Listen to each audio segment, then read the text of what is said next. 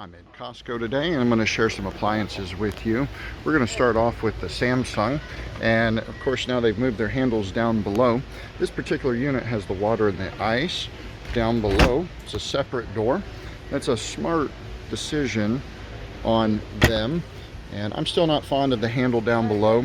They're actually making this Samsung a little bit better than they have been. This is their bespoke line that has the multiple ice in the bottom, and they're copying this from LG as far as I can tell.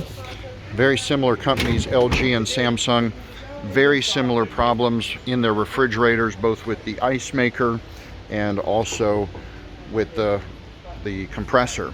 This is their induction range that they're showing here at Costco, and notice it's only a 4-burner, a little bit disappointing. But when's the last time you used any more than that? I don't know.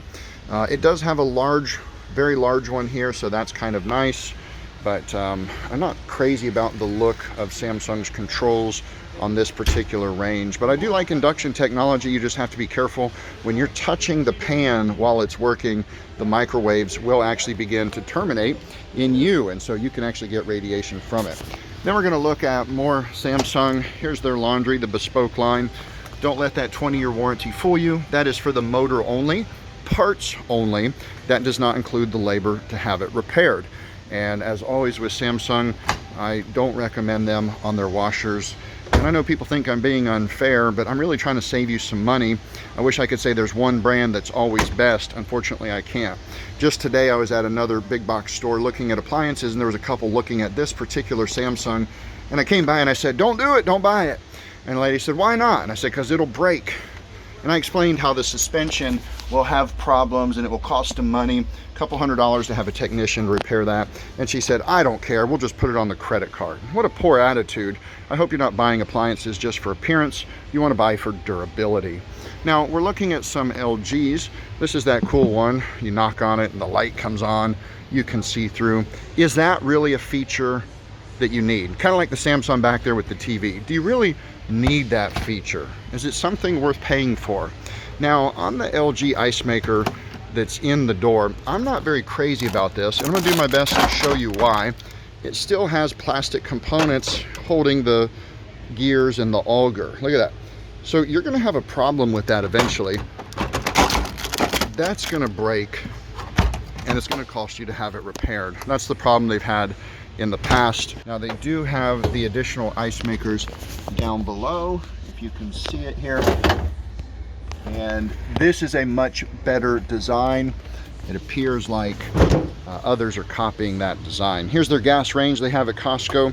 The knobs feel good and overall it looks good. It comes with the griddle option. That's pretty smart on their part. This is the double oven, and a lot of people like that purple appearance, that sapphire, and I do too. You know, they have the slide out rack, which is a great feature when something's hot. Still not crazy about LG personally, although I know they have a lot of good reviews.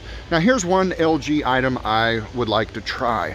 This is for steaming your clothes, and this is a really neat system. It's a neat concept. It's kind of a throwback. Maytag used to have something similar to this back in the day, and LG's kind of streamlined it for those that wear dress clothes and office clothes.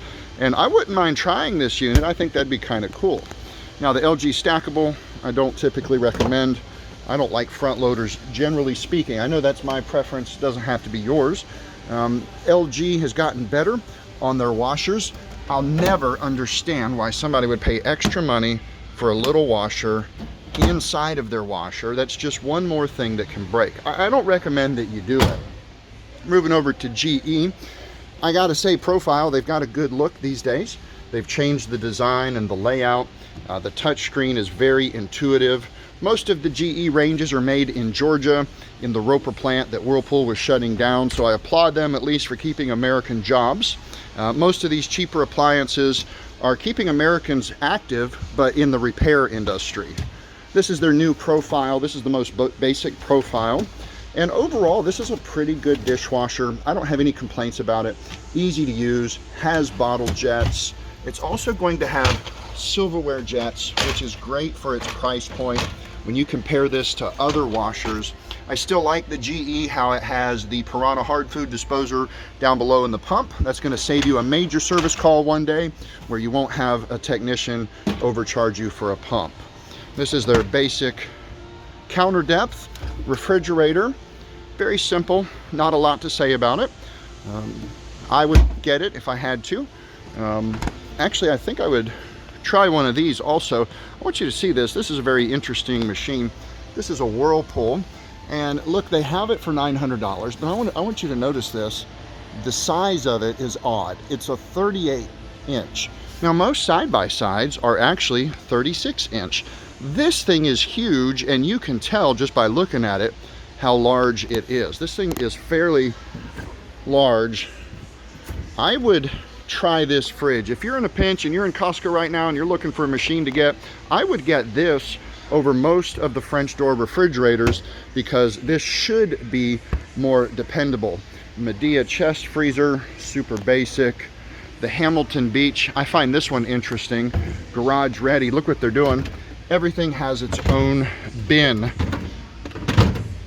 That's an easy way to keep it stored. A lot of people have complaints about shelving, so that's kind of smart on their part. Continuing back down the line, again, GE Profile is doing better on a lot of things. Their ultra fresh vent system to prevent the mildew smell, but as I've seen machines coming in after a few years in the field, a lot of them still have the smell. So either you got to run the load yourself, still clean it out and do the maintenance. How long does the microban help? What does protected with microban mean? Does that mean a thin coating that wears off after so many uses? Probably so. Now again, it has that ventilation system that's supposed to help. GE Profile washers that they're displaying in Costco don't have an agitator. I don't know why. You need an agitator if you want to get your clothes clean. Moving over to the KitchenAid. This KitchenAid is a good looking fridge. I do like the appearance of it. It seems to have these easy glide racks, this wood look, the metal look, a lot of neat things happening here. Now, it's cheap when you touch it, you can tell, but if you notice this also, they changed where the air comes in for their ice maker. So they have actually updated their ice maker. I don't think Whirlpool's gonna have as many problems with this one as they did on the last one.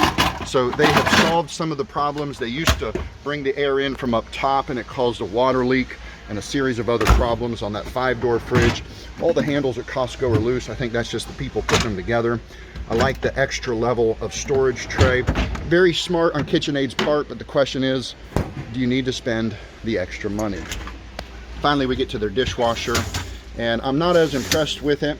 I like the concept of having a place for extra cups, but it seems to be missing some essential things like silverware jets, and everything just kind of seems cheap. Moving on to the KitchenAid range, and of course the microwave. A fairly large facade, comes with some extra parts and dishes. KitchenAid hasn't been as good as they have in the past. I want to vote for them because they're still American made, but we know that Madea is threatening to buy them out, and they have the power to do that. I wish KitchenAid felt just a little more durable like the Cafe does. There's several things I wish that they could get straightened out, because on some KitchenAid products there's no real difference between it and a basic Whirlpool. Finally, your Whirlpool washers will end here. And again, this detachable agitator, I think it's a total gimmick. I think it's a waste of time. Everybody asks for it on other machines. That's one of the things they ask for now. Does it have a detachable? Does it matter? When's the last time you really needed to do that? Your blankets should be around an agitator for proper load balancing. Their front loaders are about mid-par, not a lot better than Whirlpool, GE in my opinion. I think they're about the same. Anything that you get here, I'm going to recommend get the largest warranty that you can. Get an extended warranty. Finally, what you don't want to do is get this Samsung or this Samsung. You definitely don't want to get this Samsung front load washer.